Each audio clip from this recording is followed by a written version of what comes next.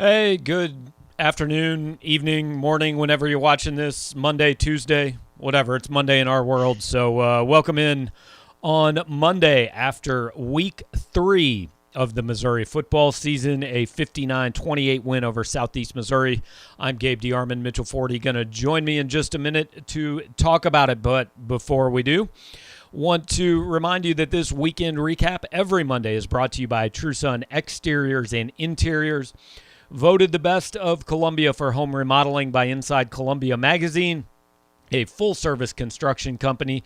They'll do roofs, siding, decks, four-season rooms, additions, screen porches. It is fall. You can be outside in Missouri again, at least relatively soon. If you need a screened-in porch, they have a design team that can help you pick out all kinds of finishes for your remodel. Unlike the Chuck and a Truck companies, they've been a mainstay in the Columbia community for over a decade. Will stand by their work. With a 5-year labor warranty, they are huge Missouri Tiger fans. And we bring in Mitchell Forde to talk about the Missouri Tigers now. Mitch, for 50 minutes, everything was great. And they were doing to SEMO exactly what they should have been. It was a demolition, and then, oh my God, everything is broken, and they're terrible again. What happened?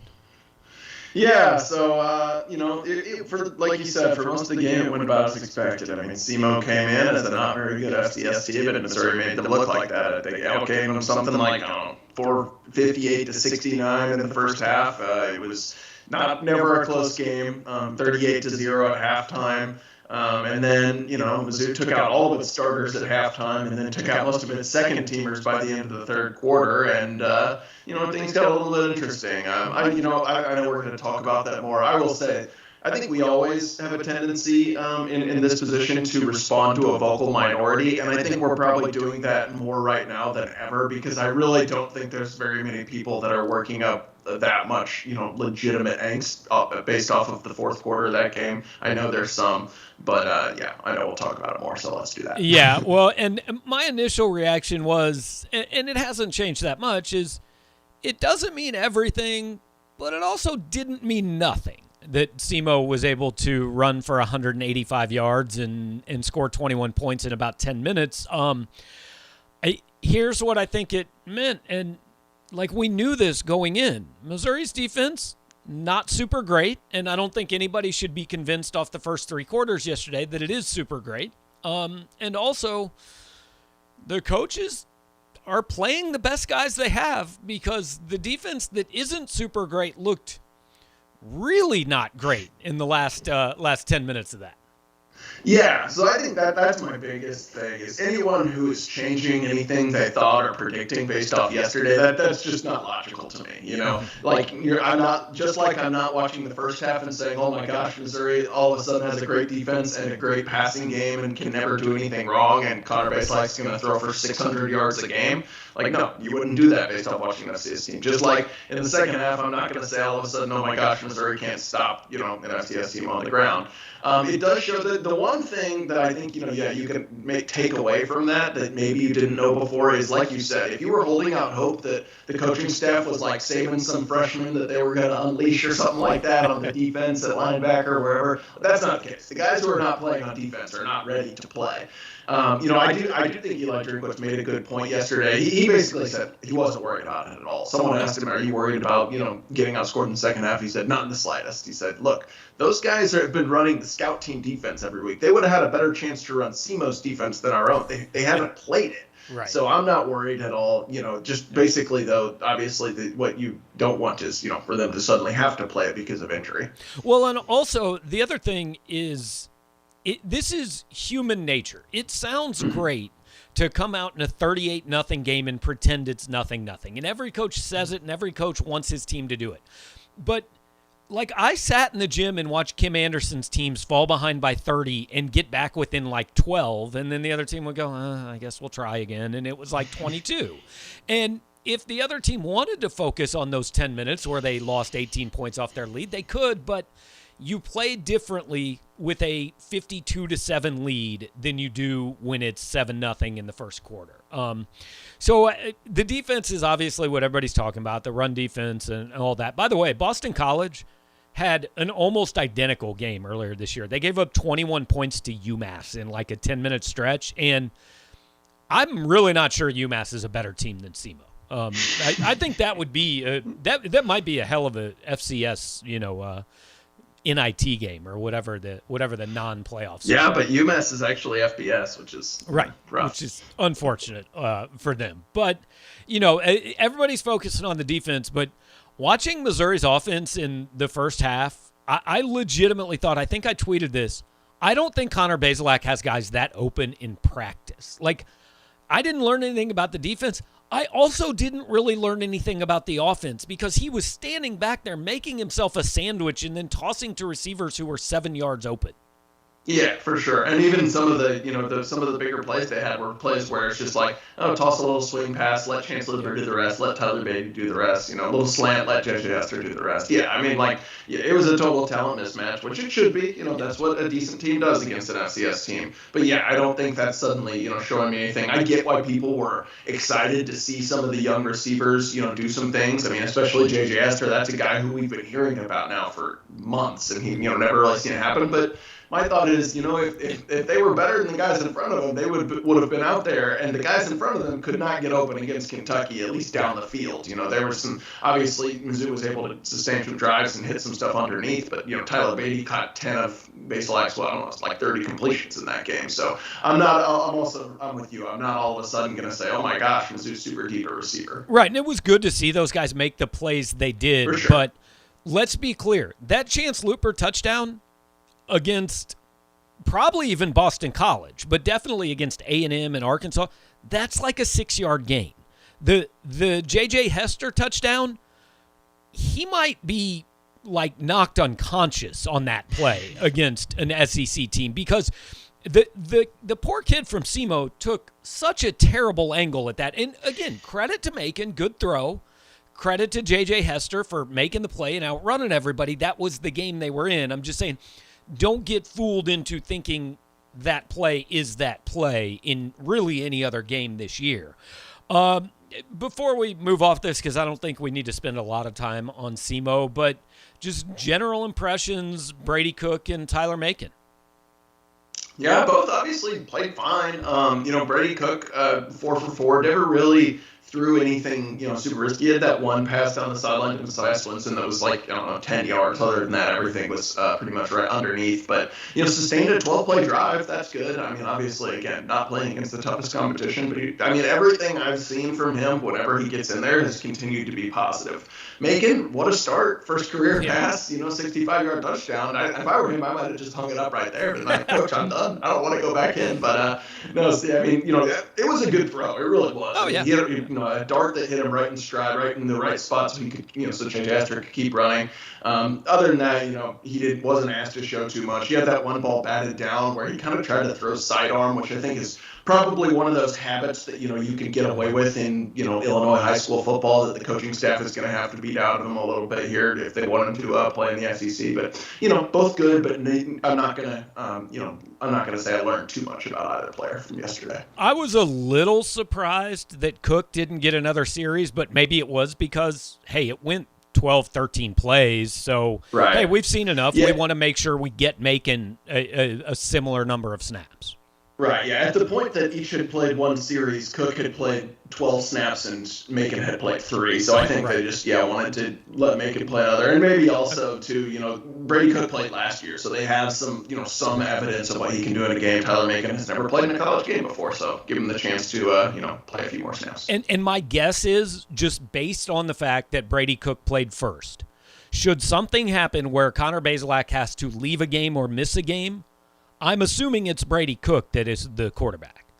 Yeah, not just based off that, but just based off of, we've been around some camp practice stuff. Every time they line up in order or go through first team, then second team, it's been Brady Cook, the next man out there. So, yeah, I assume so as well. So that kind of wraps that up. Tyler Beatty actually fell from 1st to 6th in the country in scrimmage yards because he only played like a quarter and a half. He only took 20 snaps. So he's going to – but look, I think the biggest thing out of this, and I talked about this on the post-game show yesterday, Missouri didn't have a single defensive starter that played 30 snaps. They didn't have, I think, a single offensive starter that saw the field in the second half. They basically just had a week off headed into Boston College in the SEC schedule. Yeah, I think they had one offensive starter play more than 50 snaps, and that was Connor Wood, who's not actually even really a starter because he was starting in place of Case Cook. But yeah, no, Tyler Beatty even talked about that in the postgame and talk about someone who that's beneficial for because, we've obviously beaten to death how much of a workload he's gotten and how he's been touching the ball 25 times a game. He said, look, I feel great. I'm fresh. I could go play again right now because, he only touched the ball, 11 times. So, yeah, I think that's definitely a beneficial thing. Connor Bazelak said, he was hurting pretty bad after that Kentucky game, which anyone who watched the game at the end could see. So getting those two guys some rest and, everyone else as well is definitely, something that like you said, I think can be underestimated at times, but can be beneficial. And I think you posted this that basically Drinkwood said that Rakestraw and Cook could have played yesterday if they needed to play. Yeah, that's what he said. He said he thought they probably both could have gone. They'll see how they're doing Tuesday's practice, but he would expect both to be back out there next week. And then the last thing, because I'm obviously not on at the post-game press conference, put in context for me exactly how Eli Drinkwood said he told Connor Bazelak to cut that crap out about acting hurt all the time. He was a joking tone. He was like, man, I think Connor's out here trying to get an NIL deal for acting. The way he's wallowing around after he gets hit, everyone's freaking out about it. He's like, I asked him if he's all right, and he's like, yeah, I'm just putting on, and I'm like, cut that crap out. So okay. That's my best impression of the quote. So it's a joke, but he doesn't say it if there's not some truth to it.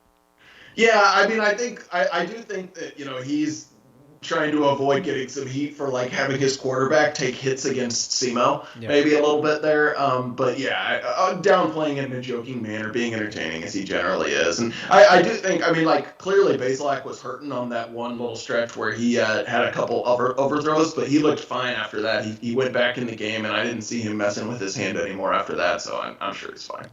Well, we will hit the rest of college football here in a minute. Real quick, want to remind you about TrueSon exteriors and interiors. And here's something that I never thought would ever again in college football be something that was relevant. Sometimes it's really hard to count to 4, apparently, and a bad remodel and choosing the wrong construction company can feel like losing by a 5th down, or if you're James Franklin, punting on 3rd down. It's a gut punch that nobody should have to deal with. It happens all the time. Save yourself the heartache. Call the guys over at TrueSon Exteriors and Interiors, a local company with hometown pride that cares about your experience. 573-442-7292. And Mitch, I know you probably didn't see that happen, or the catastrophe of errors that really was the officiating in the Penn State-Auburn game. I mean, 2 just horrendous intentional grounding calls, a 1st down that Penn State clearly got by at least half a yard, that they marked a yard short of the stick, making Penn State punt on 3rd down. All those went against Penn State, and Penn State still won the game. I was actually pretty impressed. Yeah, I actually got to watch the second half of that game. It was a good game, cool atmosphere. But yeah, no, the officiating was definitely not kind to the home crowd. Even though like you would expect, if any time officiating's gonna give someone some home cooking, it would be maybe when they have 100,000 screaming people in the stands. But that was not the case last night. No, I think it was an SEC crew. And I'm still not sure how good Auburn is, although they might have the best 1-2 running back duo in the country. I think I had picked them 5th in the SEC West. I think they've got a decent chance to be better than that, just on Tank Bigsby and the other guy whose name I don't remember. Yeah, no, Hunter was his last name. I don't remember his Jarquez or something, Yeah, I agree. I mean, the West is still tough because, Ole Miss looks really good. Obviously, Bama's really good. And, LSU looks a little bit better. So I don't know where they'll fall in that pecking order. But Auburn looks definitely better than I expected so far. I was pretty impressed with what I saw last night. Just ability to sustain drives. They had a couple really long drives where they marched down and were able to punch it in. So, yeah, I know that was a good game. And, yeah, I think they're a decent team. And, Brian Harsin is making people forget about his preseason issues. Yeah. Staying in the state, I don't know if Alabama is suddenly invincible or if Florida is better than I thought they were, or if that was just a matter of look, I've been to the Swamp and I've walked away thoroughly unimpressed every time. I've never thought it was cool, but I have to admit, I've never been in the swamp like that. That was cool. Yeah, we may have lost your audio for a second there. I'm not sure. Okay. It may just be on my end, but I heard most of what you had to say. Yeah, it definitely looked like a great environment. I mean, yeah, that I think probably what's underestimated is the fact that, Alabama and everyone else, as we had talked about, we kind of beat the storyline to death when Mizzou went into Kentucky. Teams hadn't faced a true road environment in a while, and so fans were fired up for that, and that was going to be a little bit of an adjustment for a lot of teams. And so, yeah, I think it's kind of one of those things where, the fans can make a big difference and kind of will their team back into it. I will say, for as much as people, don't like Dan Mullen around here as a result of last year's little fray, a little fight at halftime, he's a good coach, and he always finds a way to play. I feel like just about always finds a way to play Alabama tough. So, I definitely didn't get to watch any of that game, but kind of nice to know that maybe Alabama could be beaten. Right. The rest of the SEC, Kentucky put on a hell of a show after beating. What was that? That's just the perfect illustration that football makes no sense, and that in college football, like you said, 1 week does not translate to the next whatsoever. Yeah, they did survive, so I guess nothing else really matters. But I don't know. Mississippi State got beat by Memphis. The one other game that I think is at least noteworthy. A lot of people thought, hey, we think maybe Central Michigan is pretty good, and they're going to go into Baton Rouge and compete. And they ran for 12 yards, so that was something, Yeah, I mean, Mizzou's run defense isn't good. You didn't need me to tell you that. You knew that. I will say, I'm sure, like I just said, you can't use the transitive property. You can't say all of a sudden, oh my gosh, Central Michigan's not as good as we thought, and because they played Mizzou close, we're doomed. LSU obviously is Ed O'Dron's going to have that team fired up to try to save his job, and they have more talent than Mizzou, frankly, and so if they are fired up, they're going to be able to do that to a team like Central Michigan. I wouldn't read too much into that, but yeah, obviously, Ed O's trying to keep his job for at least a little longer. So just kind of finishing up, I want to run through what I think actually might make for an entertaining season because, the following teams are in the top 10, and I don't know if they're any good. I don't know if Ohio State's any good. I don't really know if Clemson's good. I don't know if Oklahoma's all that good. Iowa is a great half team, but, they're winning by blowouts, and they can't even move the ball. I think Cincinnati's good, but they got to go to Notre Dame. I mean, is this maybe the year somebody different gets in the playoff? I want to think so. Yeah. I mean, probably not when it all comes back down to it. I mean, Cincinnati could, they could go 11. I feel like they'll get in if they go 12 or 13-0, but they're probably. But they have to go 13-0. Right. They're probably going to go 12-1, even if they beat Notre Dame, lose someone else, and find a way to get left out. And Clemson's a bad team, but they don't play any good. Clemson's not as good as they usually are. I shouldn't say they're a bad team, but they don't play anyone good, so they'll probably still somehow win out. It'll probably work its way back to the normal teams, but it's kind of fun right now. Yeah, there's definitely no clear-cut best team, and there's no clear-cut, here's the 4 or 5 best teams. In the end, it's probably a collision course between Alabama and Georgia, and both will probably end up getting in the playoff. I wouldn't be surprised if they play in both the SEC title game and the overall title game. But it's kind of fun. Oregon obviously very relevant right now. You got a few others that are Penn State, obviously Iowa, like you mentioned, who are flawed but are still very much in the running to win their league. So it's better than we were at this point in a lot of years. Yeah, UCLA. No, never mind. Forget about that. That happened, I don't know, sometime well after midnight. I did not see it until this morning. But obviously this is football heavy this time of year, but I think worth touching on at least Missouri gets a basketball commitment from the number 57 player in the country, Aiden Shaw, on Friday. And, look, that's a big deal. I wrote on Friday, and we talked a little bit last week. This is what Missouri fans have been asking for, and now you got it.